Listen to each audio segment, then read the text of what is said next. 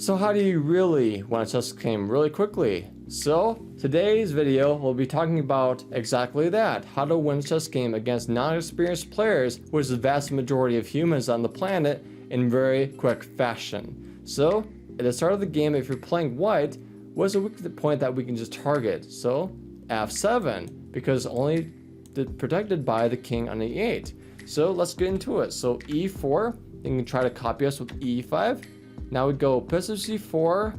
Now we're gonna do maybe a developing move like knight c6. Now we're gonna go queen h5, trying to attack this pawn with the help of the bishop and say checkmate.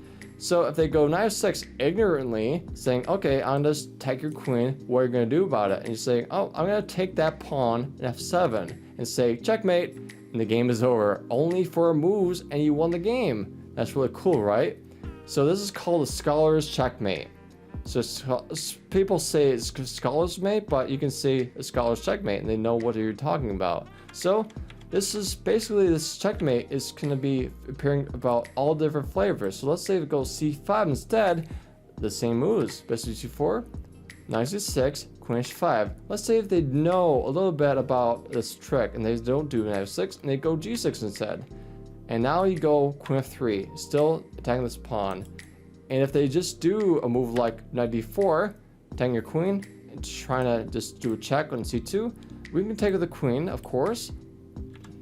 We can take with the lonely bishop and saying, okay, we only need that bishop and the queen defending it to checkmate. So the game is already over. Again, it's only 5 moves, but it's very fast.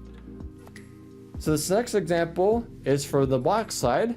And I used this trick against a college student years ago when I was back in college. So the student played g4, I played e6, an innocent looking move, but they go f4. Now we go queen h4 and the game is over. This is called the fool's checkmate, the quickest checkmate in chess of all time.